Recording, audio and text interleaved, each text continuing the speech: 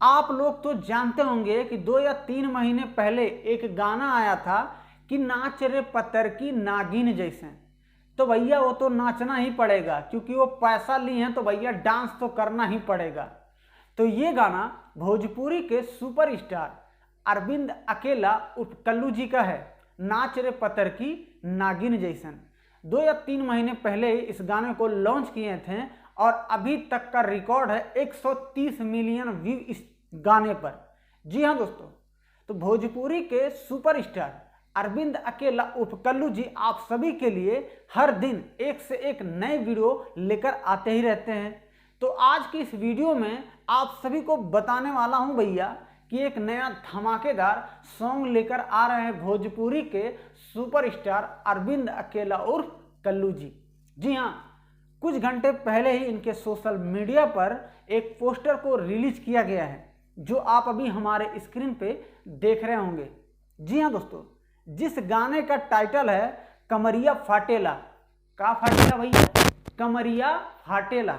जी हाँ, 18 मई को सुबह 7 बजे इस गाने को भैया रिलीज करेंगे और इस वीडियो में फैट करते नजर आएंगी, यानी कि कल्लू जी के साथ में आप सभी को डांस करते नजर आने वाली हैं, जिनका नाम है डिम्पल सिंह।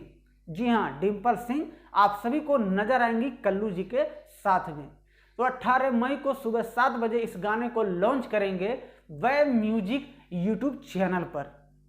जिस गाने के राइटर होंगे अजय बच्चन जी और जो वीडियो के निर्देशक हैं उनका नाम है गोल्डी बॉबी।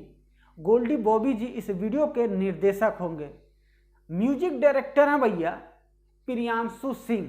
जी हाँ, प्रियांशु सिंह इस गाने में म्यूजिक दिए हुए हैं।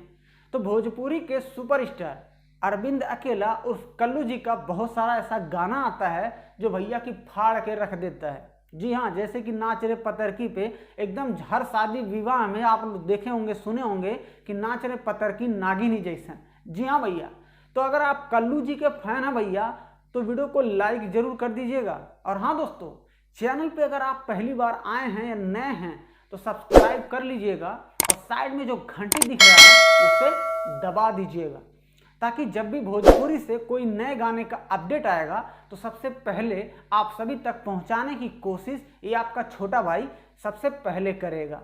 तो ऐसे ही आप लोग बने रहिएगा MK Bhojpuri NTW YouTube channel पर। तो दोस्तों, मिलता हूं फिर से मैं एक नई वीडियो में एक नई वीडियो लेकर।